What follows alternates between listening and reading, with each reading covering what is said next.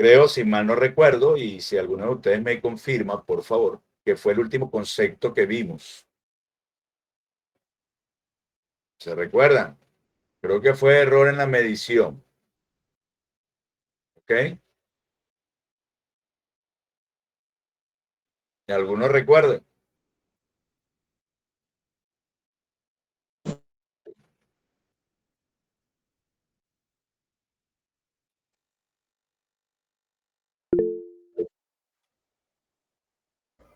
Ok, gracias, Miguel. Bueno, entonces, recapitulando acá el concepto de error en la medición,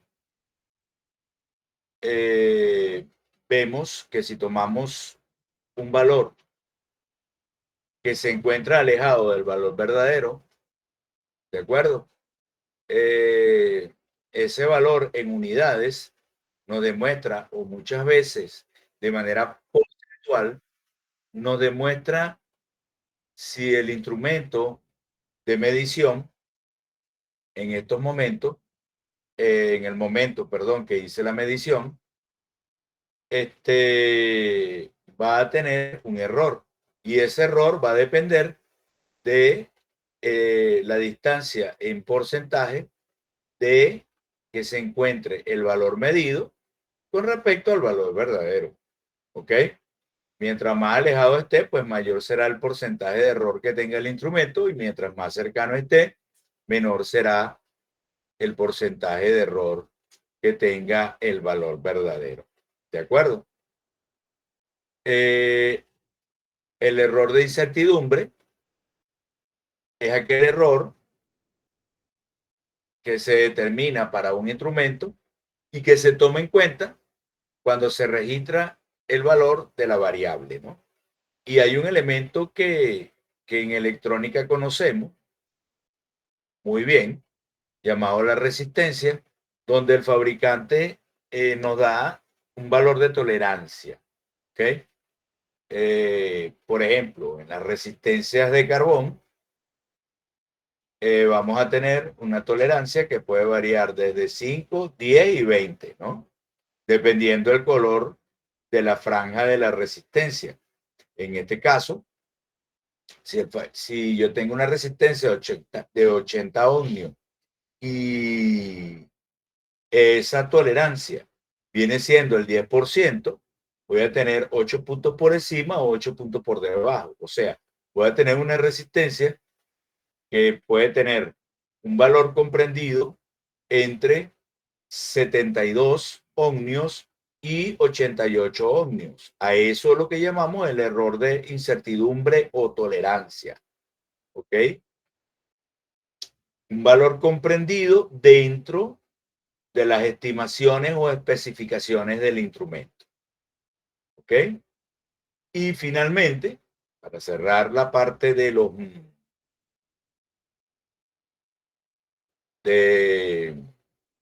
conceptos básicos, vamos a tener el corrimiento del cero. Esto por lo general ocurre en instrumentos que son de forma analógica, ¿no? Más que todo. Y digo analógica eso en aquellos instrumentos que son de aguja, pues, como el que vemos en nuestra diapositiva. Ahora, ¿cuál es el problema que pasa aquí? Que nosotros tenemos engranajes y sistemas mecánicos, ¿ok? Con el tiempo, esto se va desgastando y se le llama corrimiento del cero debido a que esta aguja deflecta o hacia un valor positivo o por debajo del cero, ¿ok? Este error se corrige simple y llanamente modificando con este tornillito que vemos acá, justamente acá en el medio, modificando la posición de la aguja y llevándola o restableciéndola al valor del cero. ¿Correcto? ¿Alguna pregunta con respecto a lo que ya hemos visto o lo que acabamos de ver con respecto a la definición de los términos básicos?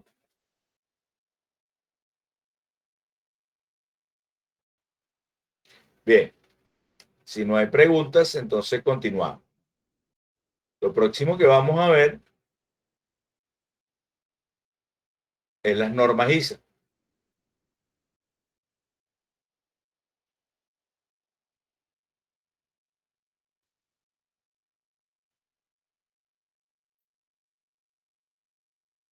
Déjenme colocar la diapositiva de las normas ISA, que se las voy a colocar también en SAIA, ¿correcto? Para que tengan material de apoyo para estudiar para la evaluación.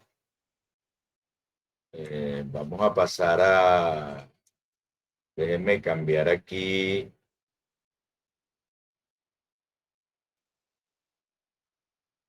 Normas ISA y ejemplos. Ok, chévere. Ya estamos en la diapositiva de las normas ISA. Déjenme cerrar aquí la anterior. Y bueno, ¿qué llamamos nosotros o qué son las normas ISA? Esta palabra nos indica a nosotros que son una serie de especificaciones, no son leyes, sino una serie de especificaciones que nos permiten tomar un plano y estipular, como su nombre nos indica, una serie de normas para que estos puedan ser entendidos en diferentes países o diferentes, digamos, sí, bueno, en diferentes países o en diferentes condiciones en donde vamos a trabajar en la etapa de control, ¿ok? Y todos podamos hablar el mismo idioma. Ahora, ¿a qué se refieren estas normas ISA? Son estándares basados para la automatización industrial que establecen una serie de parámetros, dibujos, eh, digamos, medidas, incluyendo hasta tuberías y todo ese tipo, la manera en que debo colocarlas y hacerlas en un plano que más adelante vamos a llamar PID, ¿ok? Plano de instrumentación y tuberías, su tradición en español, ¿ok? Y eso nos va a permitir hacer un plano acá en Venezuela y mandarlo a Alemania y que perfectamente los ingenieros que estén creando la automatización en Alemania puedan leer mi plano o viceversa, me puedan dar una orientación desde Alemania para acá para yo completar mi automatización. ¿De acuerdo? Entonces, como estábamos conversando, ¿qué son? Son estándares globales, lo que me permite hacer internacional, crear un plano de instrumentación y control y que lo puedan entender, como expliqué, en cualquier país, que incluye un desarrollo colaborativo porque puedo enviar ese plano, ¿verdad?, a otra parte del mundo, pueden corregir cualquier situación que yo tenga, que no esté, digamos, en mi plano y yo poderlo entender sin necesidad de hablar un idioma diferente. Lo vamos a entender a través de ese plano. Y como tercero, tenemos una aplicación amplia porque evidentemente estamos hablando de procesos de automatización como la empresa farmacéutica, petróleo, mezclas de fluidos, cualquier tipo de automatización que yo quiera realizar. ¿De acuerdo? Ahora bien, una pequeña historia de lo que fueron las normas ISA. Se crearon en 1945 por la Sociedad de Instrumentos, que hicieron ese tipo de estándar para poder comunicarse. En 1970 se hizo una ampliación de esas normas y en el 2000 se llevó a la globalización con el reconocimiento internacional, adaptando nuevas tecnologías y nuevos elementos que incluyen en dichas normas. ¿Okay? ¿Cuáles son esos principios? Bueno, nos da seguridad porque no solamente puedo hacer el plano de automatización, sino el plano que tiene que ver con la etapa de seguridad, y que a través de ello puedo establecer protocolos, de operaciones seguras, ¿ok? Interoperabilidad, o sea, garantizar la compatibilidad en diferentes sistemas y equipos para facilitar la integración, digamos, de cuando hablamos de equipos de personas que estén realizando una automatización o simple y llanamente estén integrados en un proyecto. Eficiencia, porque evidentemente no tengo que explicarle a la otra persona que un símbolo significa una bomba y no un compresor. Y escalabilidad, porque permite la adaptación y el crecimiento de los sistemas basado en un plano normado. ¿Ok? Ahora, fíjense bien, nosotros vamos a utilizar, porque realmente las normas ISA son extensas, ¿ok? Y nos vamos a basar en ciertas normas. En las normas ISA-88, que es control por lotes, que trabaja en la industria farmacéutica y alimentos. Las normas ISA 95, integración empresarial, que es manufactura y producción. Las normas ISA 99, que es ciberseguridad industrial, infraestructuras críticas. Y las normas ISA 101, que tiene que ver con las interfaces hombre-máquina y control distribuido. Más adelante, cuando vean la materia de control de proceso, van a entender un poco más de lo que les estoy hablando. ¿De acuerdo? Ahora bien, eh, como estábamos conversando, ejemplo de dónde podemos implementar estas normas ISA, bueno, más que claro que en la industria petroquímica, como hablamos anteriormente, farmacéutica y también en la fabricación automotriz, ¿ok? Debido a que podemos integrar, como venimos conversando desde hace tiempo, un plano de una automatización específica que puede ser entendido por cualquier persona. Bien sea que yo me vaya de la empresa, hice la automatización y venga un ingeniero que vaya a hacer mantenimiento, entiende perfectamente lo que yo dejé normado en ese plano. ¿De acuerdo? Ahora bien, entrando ya en materia de las normas, ¿cómo son esos planos y cómo se identifican esos planos? Bueno, lo primero que tenemos que tener, valga la redundancia, en cuenta es que estos planos deben identificar cada instrumento. ¿Ok? Entonces, para ello se le coloca algo que en inglés se denomina tag number. ¿Ok? Entonces, ese tag number indica la identificación funcional del instrumento, en este caso es un controlador indicador de temperatura, y el número del instrumento que por lo general, y debe ser así, pertenece a un lazo de control. ¿Ok? Entonces, la identificación del instrumento viene normado por las normas ISA, valga la redundancia, 5.1 creadas en el 2009. ¿Ok? Entonces, vamos a ver cuáles son, por qué el profesor dijo que era un controlador indicador de temperatura. ¿Cómo se lee eso dentro de las normas ISA? Bueno, pasamos aquí y estamos viendo esta tabla. ¿Ok? Esta tabla nos dice que vamos a tener la variable que se está midiendo, que se está controlando, una letra que modifica y las letras subsiguientes, la función de lectura, la función de salida o una letra que modifique. ¿Correcto?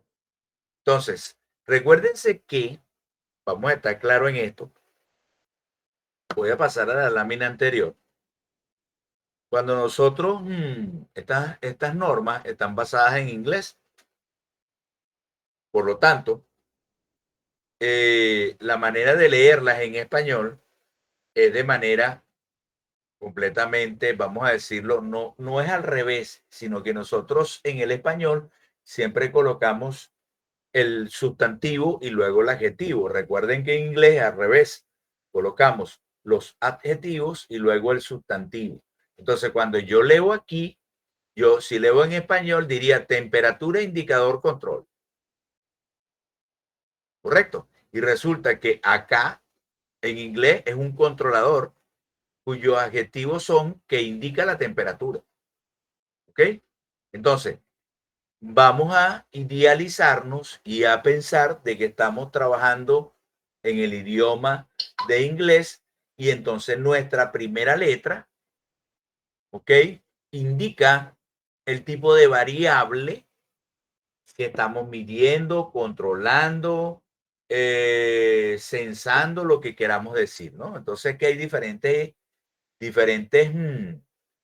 letras que están normadas. Por ejemplo, la A es análisis, la B es burner en inglés, o flama o quemador, la C es conductividad, densidad, E voltaje, F flujo, G es calibre o espesor, perdón, y corriente, J potencia, K tiempo. Algunos sí las conocemos porque en la parte eléctrica sabemos que la corriente viene por la letra I, la potencia viene en J, el tiempo siempre la denominamos por K, por T, pero aquí en este caso en las normas viene por K, nivel viene en L, humedad viene M, ¿ok? N, O están libres, o sea que yo puedo agarrar la N y decir que es una variable que no esté normada.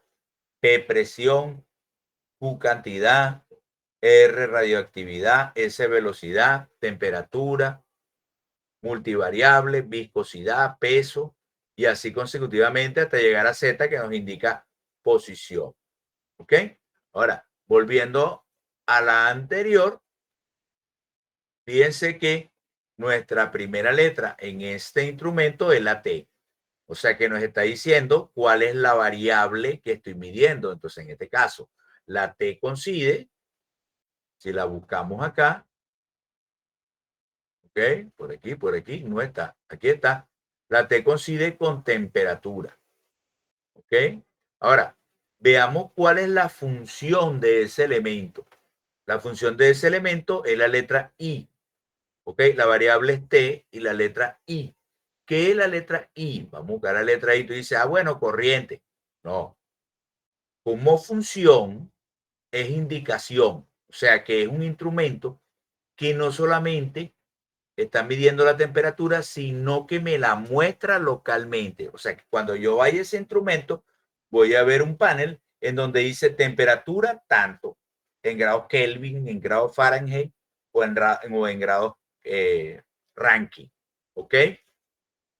Y la última letra de este instrumento, que vendría siendo la letra C. Entonces, ¿qué es la letra C? ¿Verdad? Es la función de salida. ¿Y qué es un control? ¿Qué es un control? Un controlador. Entonces, por eso puedo leer de esta manera, controlador, indicador de temperatura, que pertenece al lazo 103. ¿Ok? ¿Me expliqué? ¿Alguna duda con respecto a lo que estamos conversando? No, profe. Ok, No, profe, hasta ahora todo bien. Entendiendo hasta ahorita todo. ok, chévere. Seguimos entonces, muchachos. Ajá. Fíjense, entonces, ahora, eso viene encerrado en un círculo, ¿ok? Eso según la serie de especificaciones de los instrumentos para las normas ISA, ¿ok? Entonces, la identificación de un instrumento viene encerrado en un círculo, ¿de acuerdo? Entonces, este instrumento, por ejemplo, aquí sería L, que es nivel, I, indicación, y C, que es control. Entonces, sería controlador indicador de nivel. Y al lado, ¿verdad? ¿Qué será esto? Bueno, aquí tenemos L de nivel, A de alarma y H de high, que viene siendo alto. O sea que esta es una alarma de alto nivel. ¿Ok? Alarma de alto nivel. Ustedes me dirán, bueno, pero ¿de qué la letra es H? Sí, porque viene de high. Recuérdense que esto está en inglés. ¿Ok? Entonces, high es alto, A, alarma, y L, que vimos ya en la tabla, que significa nivel. Entonces, la variable es nivel. Esto es una alarma y que se activa la alarma cuando tiene un nivel alto. ¿Ok? Así vamos a poder ir leyendo las normas. Ahora fíjense, aparte de eso, tenemos unos indicadores dentro de un cuadrito. ¿Ok? Entonces, fíjense, este es un LY y vamos a suponer que usted está en el examen y yo le pongo un cuadrito de esto. Entonces usted va al examen y usted dice, bueno, la L es la primera letra, perdón, chicos, vamos aquí, la L. Usted te lo busca aquí y dice nivel. Ah, pero ¿y qué pasó? ¿Quién es la Y? Busca la Y. La Y está libre, pero puede ser un relé, un conversor o un computador. ¿Correcto? Y en este caso es un conversor, un convertidor. ¿Ok? Es un elemento que transforma una variable estandarizada a otra variable estandarizada. ¿Correcto? Entonces, cuando yo voy a trabajar con ese plano, bien, que voy a leer ese plano, déjenme volver aquí a la diapositiva. Estábamos aquí. Entonces, aquí me está modificando. Entonces, esto es un convertidor de nivel que convierte de corriente a presión. ¿Lo están viendo? ¿Me estoy explicando? Aquí se ve, vamos a ver si lo coloco un poquito más grande, que es I/P. ¿Ven el slash aquí? Lo que me dice que la conversión que hace este elemento es que transforma de corriente a presión. Según las normas ISA, como vamos a ver más adelante, esas corrientes están normalizadas, tienen un valor, tienen un protocolo de comunicación, llamémoslo de esa manera. ¿Ok? Fíjense que este es un controlador analizador. Si vamos a la tabla. Claro, usted en el examen tiene la tabla y dice, bueno, ¿qué me está diciendo el profesor aquí? Que la A es de análisis. La variable es que está analizando algo. Y la C es la función de salida. Es un control analizador, un controlador de análisis. ¿Ok? Entonces, ¿y cuál? Aquí le colocaron directamente que está analizando el pH de un elemento. ¿De acuerdo? ¿Me estoy explicando? Sí, profe. Ok. Entonces, fíjense, aquí hay un ejemplo. Dice PSB. Vamos a la tabla. P, ya sabemos que es la variable. PE, presión. Presión o vacío.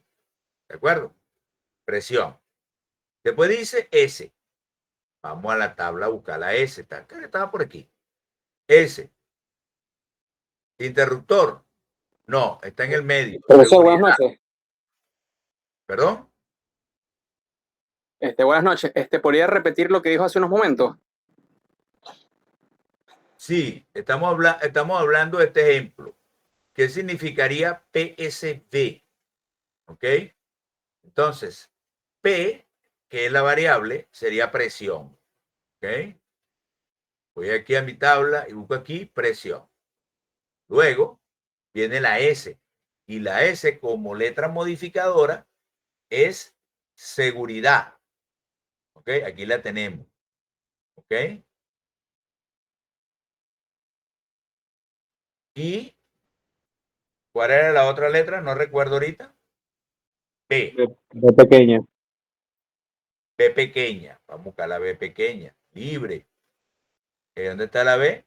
Viscosidad, válvula. ¿Qué significa entonces eso? Si la leo. Válvula de Válvula de seguridad, seguridad de presión. presión. ¿Ok? Lo que llamamos por ahí una válvula de alivio.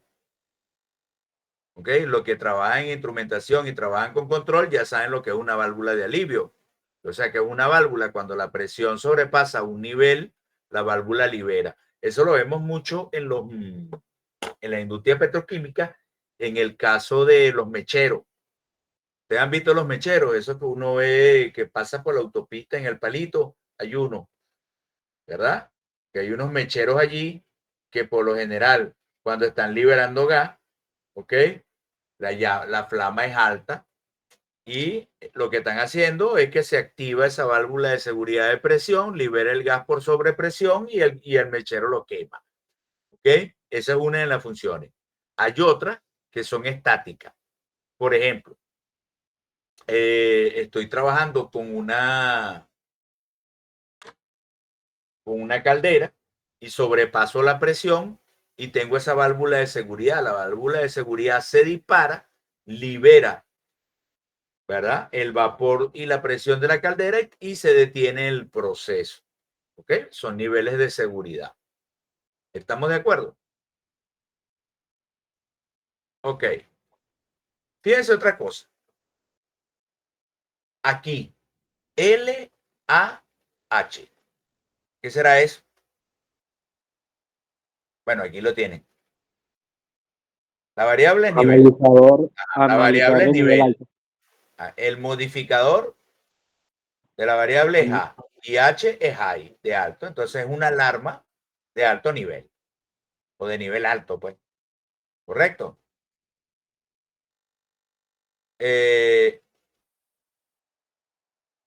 Y también, por supuesto, en vez de tener, si fuera de nivel bajo, en vez de tener H, tiene L de low, de bajo.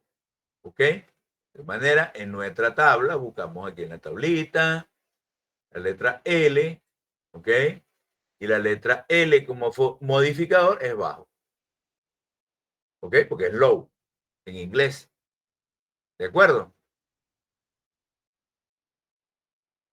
Ahora, aparte de los circulitos, tenemos otra serie de elementos, ¿no? Voy a ampliar aquí esta tabla para que la veamos mejor.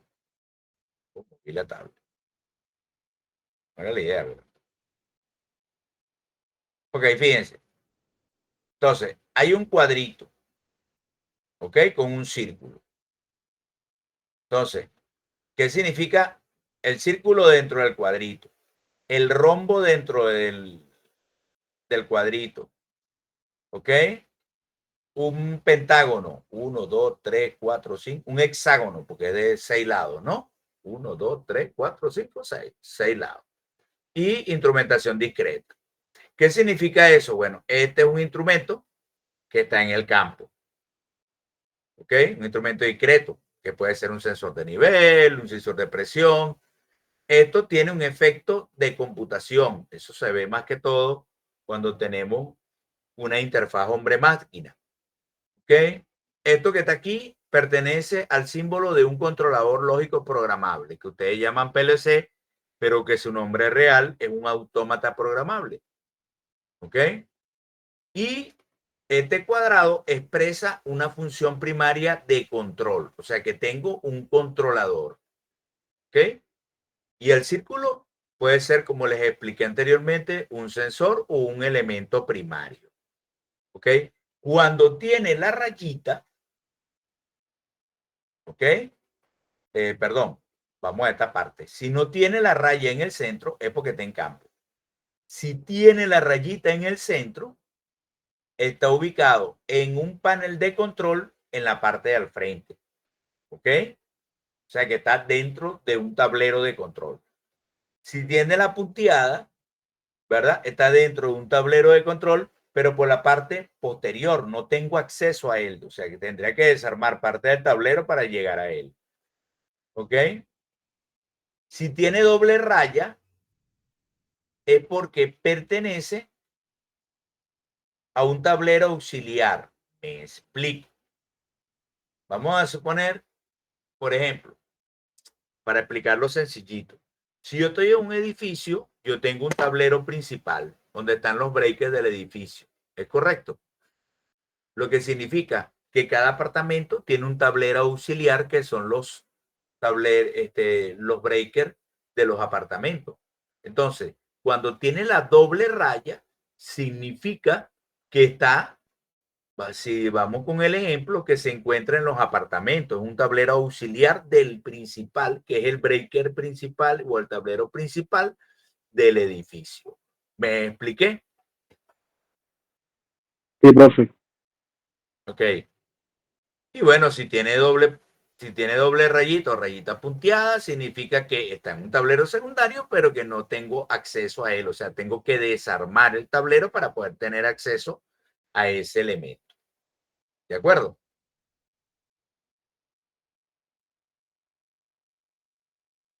Chévere. Ajá. Ahora fíjense, esto es lo que yo hablaba de las señales, ¿no? Entonces, si es una línea, una alimentación de instrumento o conexión de un proceso, o sea, una conexión. Si es una línea con una rayita, ¿verdad? Es una señal indefinida, o sea, no está normalizada. Si es una línea con dos rayas, es una señal neumática. Esta señal neumática está normalizada por las, valga la redundancia, por las normas ISA y se conoce como una presión de los instrumentos de control para utilizar las válvulas de control neumáticas. Y en el caso de Venezuela podemos conseguir algunos que otros controles de las primeras o de los primeros inicios de la parte de control donde está neumática. Esto significa que esta es una línea neumática de 3 a 15 P6G. ¿Ok? Eso está normado. Esto es una señal hidráulica y aquí me faltó una que no la veo por aquí. ¿Creo que me la comí? Ajá, sí. Si tiene 3 rayitas es una señal eléctrica o si está punteada también es una señal eléctrica. Esa señal eléctrica también está normalizada, ¿ok? Que es el protocolo de comunicación de los instrumentos de control analógico, ¿ok? Es una señal que está comprendida de 4 a 20 miliamperes o lo que es lo mismo de 0 a 5 voltios. Lo llevamos de 4 a 20 miliamperes con una resistencia de precisión de 250 ohmios. ¿Ok? Que es lo que hacemos generalmente cuando estamos automatizando. Entonces, esa señal se interpreta de 4 a 20 miliamperes, una señal de corriente normalizada.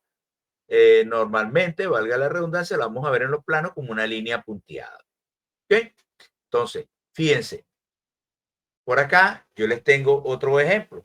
Tengo un TIT, ¿verdad? Entonces sería transmisor, indicador de temperatura. Tengo un elemento primario de temperatura. Eso lo vamos a ver nosotros más adelante. ¿Qué es un elemento primario de temperatura? Bueno, puede ser un termopar o una termocupla y eso va a depender del dibujo que se encuentre allí. Ya lo vamos a ver un ejemplo. Todo lo que nos dice la información del plano. ¿Ok? Puede también ser, ¿verdad? Una RTD, que es un sensor de temperatura basado en resistencia, ¿verdad? Que son, por ejemplo, como los PT100, los PT1000, que se ven mucho en las empresas. TW, termopozo. Termopozo es un elemento que parece una varilla, ¿ok? Donde meto, que es el que protege la termocupla o termopar o, ¿verdad? La PT100. O sea, dentro de esa termocupla yo meto, dentro de ese termopozo, yo meto para proteger ese elemento. ¿Ok? Fíjense este, IFQI. Ya yo sé que F es flujo. ¿Ok? Y aquí tengo la letra Q, que vendría siendo un totalizador. Y la letra I es un indicador. Entonces, este es un indicador totalizador de flujo. ¿Ok? Un DPT. Y esto está mal. ¿Correcto? Es un PDT, un transmisor de presión diferencial. Porque la letra D, si vamos a la tabla, de primera, significa que tengo densidad o peso específico. Así que eso está malo allí. ¿Correcto? Entonces, si volvemos aquí, ¿dónde que estaba? Por aquí. Entonces es presión. Entonces va la P primero, después la D y después la T. ¿Ok? Es un transmisor diferencial de presión. TP, transmisor de presión. Ajá, fíjense esto. Esto es LSL, que significa un switch de nivel de bajo nivel. ¿Ok? Un switch de bajo nivel. Level, switch, low. Y este es un level, switch, high. O sea, un switch de alto nivel. ¿Correcto? ¿Preguntas hasta aquí?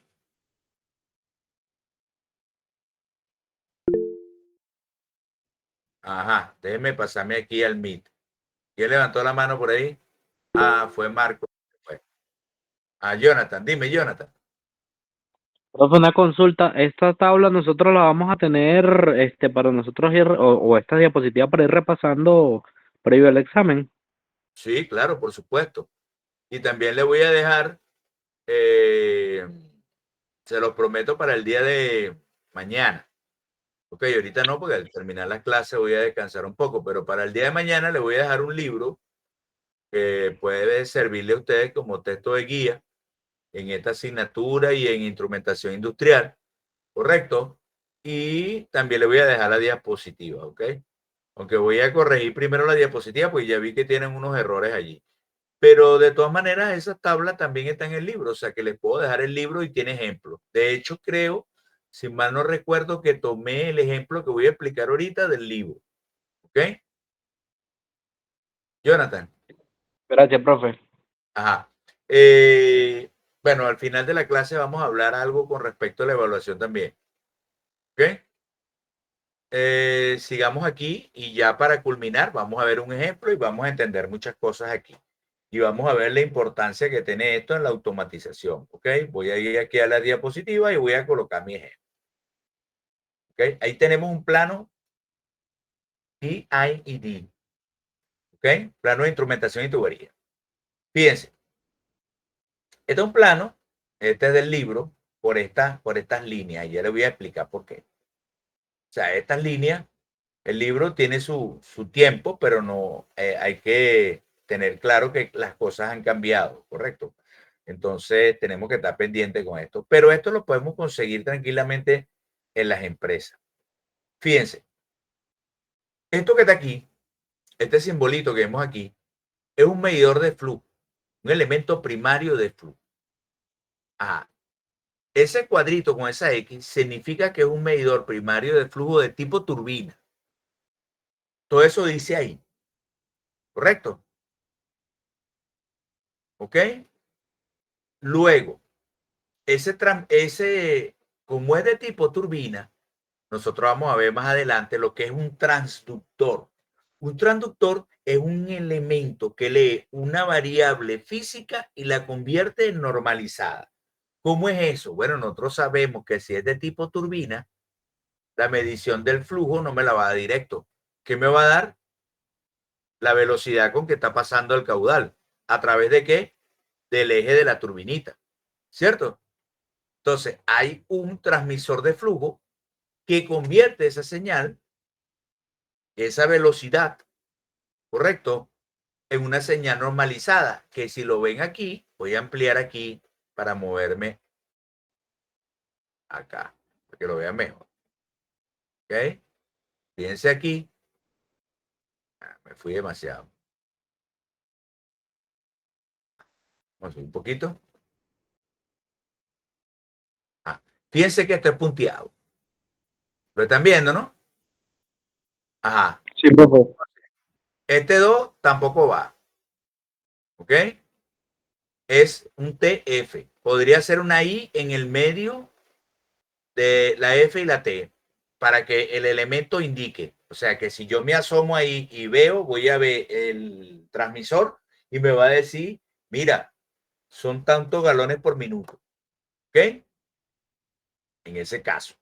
Y está también este FR, que es un registrador de flujo. ¿Qué es lo que hace este elemento? Este elemento registra los valores de flujo que yo obtengo a través del transmisor. Se comunica, del transmisor se comunica al registrador a través de una señal eléctrica de 420 miliamperes. Entonces, fíjense toda la información que tiene el plano. Un sensor, un elemento primario, tipo turbina, ¿correcto? Luego lleva un transmisor de flujo y luego se registra la variable. Todo eso en ese punto. ¿De acuerdo? Vámonos, y que pertenecen al lazo 200. ¿Se acuerdan, no? Que eso lo hablamos, el numerito. Todos pertenecen a un lazo de control llamado 200. ¿Ok? Me voy a mover a la izquierda. Vean este. Elemento primario de flujo del lazo 202. Ese símbolo es una placa de orificio. Nosotros vamos a ver esos elementos más adelante. Pero ese símbolo es de una placa de orificio. ¿Ok? Esa placa de orificio lleva un transmisor de flujo y un transmisor de presión. ¿Ok? Ahora bien, estos dos elementos, pero lo que pasa es que cuando coloqué el ejemplo no me fijé de esto. La placa de orificio, para que puedan entender lo que les voy a explicar, es un elemento que, como su nombre lo indica, tiene un orificio más pequeño que el diámetro de la tubería. ¿Qué es lo que produce? Produce una caída de presión, aguas arriba y aguas abajo. Esa caída de presión es interpretada por un transmisor de presión diferencial y luego llevada a un valor de flujo a través de una ecuación matemática. ¿Ok?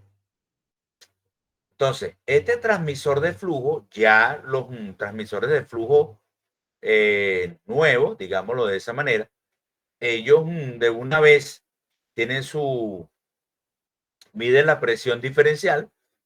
¿Ok? El transmisor de flujo mide la presión diferencial y esa presión diferencial de una vez él la lleva, ¿verdad? A un valor estándar. O sea, si estamos hablando de analógico, estamos hablando de 420 miliamperes.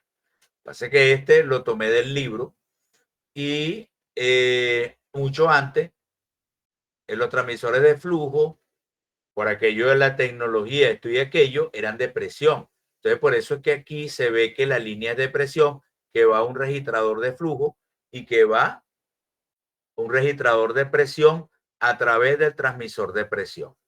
¿Ok? Todo esto es porque se escribía de esa manera en aquel entonces, pero ahora yo de una vez coloco el elemento primario de flujo y al lado le pongo un circulito y le digo transmisor indicador de flujo.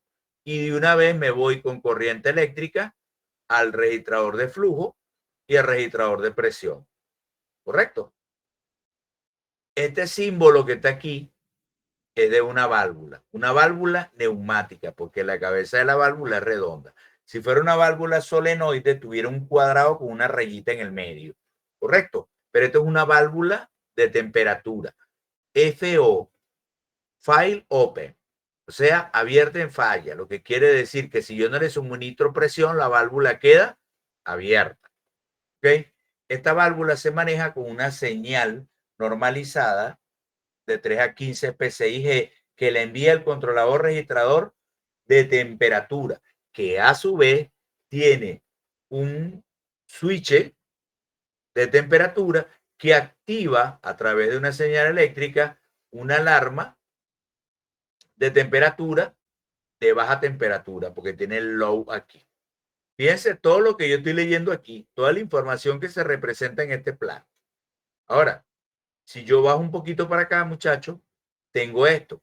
Esta línea con una X es un elemento primario de temperatura. Y ese elemento primario de temperatura de una línea con X es llamado tubo capilar. ¿Ustedes saben lo que es un tubo capilar? ¿Qué? ¿Dónde verá? Ajá, lo has escuchado en la nevera. Pero el tubo capilar es como un tubito que parece de aluminio o de metal que se mete justamente donde va el evaporizador de la nevera. ¿Ok? Un tubito flaquito, chiquitico. Eso es un tubo capilar. ¿Ok? Ahora, el capilar de la nevera, o sea, es similar porque acuérdense que la función del capilar de la nevera es expandir el gas. ¿Ok? Viene por un tubo pequeño, colocan el capilar y el gas se expande. Eso por la parte de termodinámica, ¿correcto? Para hacer la conversión frío-caliente. ¿Ok? Entonces, en este caso, lo que tengo es un tubito muy finito. Esto también lo tienen los carros para poder medir la temperatura del evaporizador. ¿Ok? Ellos tienen doble sensor de temperatura. El sensor de temperatura que nos dice el ambiente dentro del vehículo y el sensor de temperatura del evaporizador. De manera tal que cuando el evaporizador llega al valor de temperatura, ¿ok? Donde se está congelando, él dispara un switch y detiene el compresor, ¿correcto? Esa temperatura se lleva, esa señal de temperatura se lleva a través también del tubo capilar. Y por supuesto, eso es un elemento primario de temperatura. ¿Ok? Y aquí tenemos un termopozo. ¿Lo ven? Ajá. Aquí falta un elemento. Porque el controlador va directamente aquí. ¿Ok? Aquí va un elemento, ¿verdad? Que es un LIT, un transmisor indicador de nivel. ¿Ok? Esa medición, hay mediciones que son indirectas, muchachos. ¿Qué significa eso? Las mediciones indirectas son aquellas que a través de una variable mido otra. ¿Ok? Ahora, el nivel se mide a través de la altura. ¿Ok? Pero, ¿cómo hago yo para saber la altura? La mido a través de la presión. ¿Cuál presión? Me van a decir ustedes. Bueno, coloco un sensor diferencial de presión. ¿Ok? Coloco un sensor diferencial de presión que tiene una toma de alta y una toma de baja. Ese sensor diferencial de presión, correcto, me va a medir la presión que ejerce la columna del líquido y si el tanque está abierto, la presión atmosférica. Entonces, el de baja se deja a presión atmosférica para que reste la presión atmosférica y solamente me deje la columna, la presión de la columna del líquido. Esa presión de la columna del líquido es interpretada en términos de esa presión de la columna del líquido. Disculpen que me pasé otra vez aquí al MI para. Esa presión de la columna del líquido luego también es interpretada en función del transmisor de presión a un nivel de altura. ¿Ok? Ahora, eso le dice a quién, al controlador indicador de nivel, cuál es el valor de la variable. Si ustedes recuerdan, por teoría de control 1, nosotros tenemos un lazo cerrado, ¿correcto? Si tenemos un lazo cerrado, tenemos el set point, que es el valor deseado o el valor querido, ¿ok? Se compara con la lectura del instrumento, en este caso con la medición, y me da un error. Ese error va al controlador, ¿correcto? El controlador aplica un algoritmo que corrige ese error, que todo el mundo llama PID, pero puede ser una combinación de los modos, modo proporcional más integral o modo proporcional más integral más derivativo, como lo queramos llevar, que es un PID. Que es lo que más la gente dice, no, ponle un PID, pero o sea, si analizamos lo que en control lleva, sabemos que un PID no es un control óptimo, ¿ok? Y bueno, eso es clase de control de procesos, eso es otra cosa, ¿ok? Aquí falta, ¿se acuerdan este que teníamos por aquí? Oye, vale, yo coloqué y este plano tiene varios errores. Ahí va. Bueno, no es que tenga varios errores, es un plano viejo, porque antes el controlador salía con señal neumática y iba a la válvula neumática, correcto, y abría la válvula. Pero hoy en día los controladores son analógicos y los controladores analógicos funcionan con corriente, ¿ok? Y eso es, yo creo que les mostré por aquí ¿ok?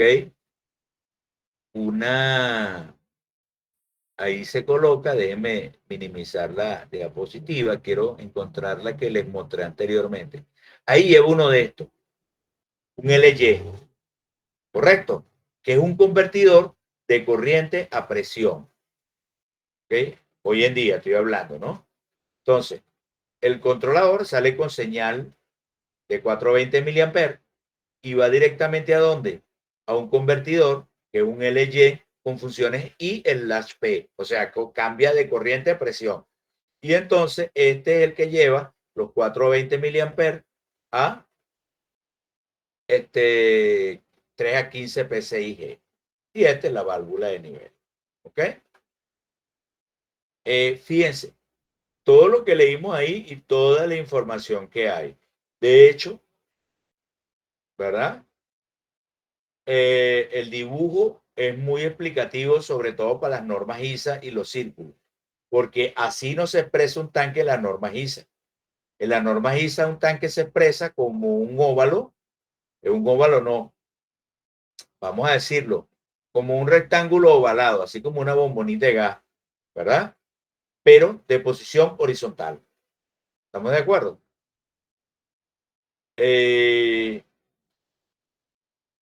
Bien, fíjense que un PID tiene suficiente información para yo saber todos los instrumentos que van en la automatización de un sistema.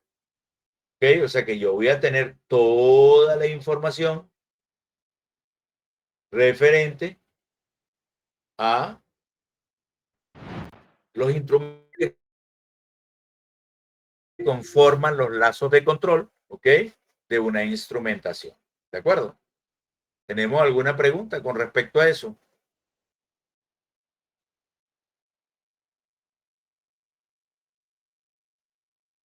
Chicos, ¿alguna pregunta?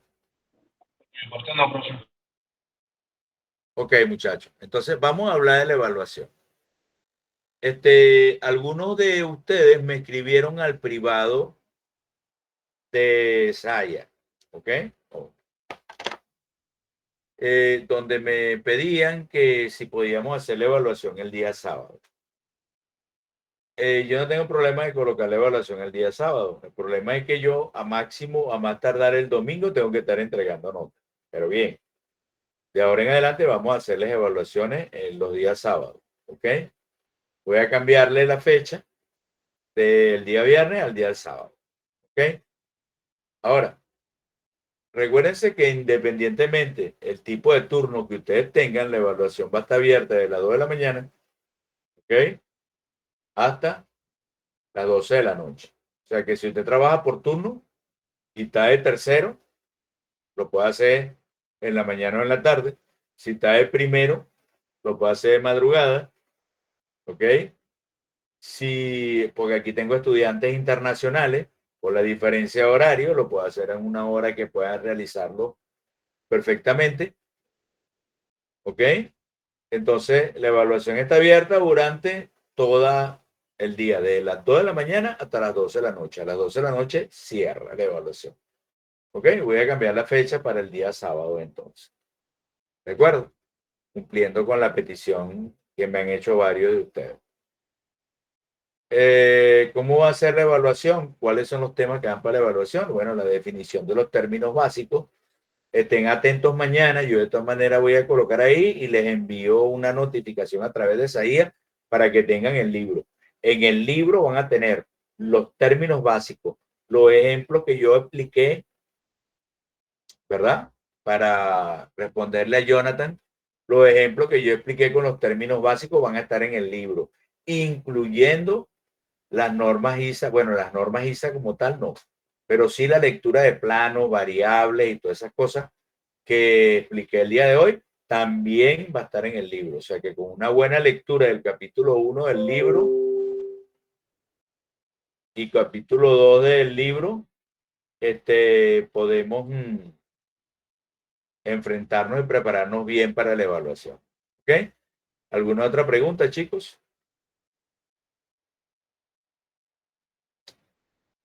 Hasta ahora ninguna. Bueno, muchachos, feliz noche. Les deseo éxito a todos el día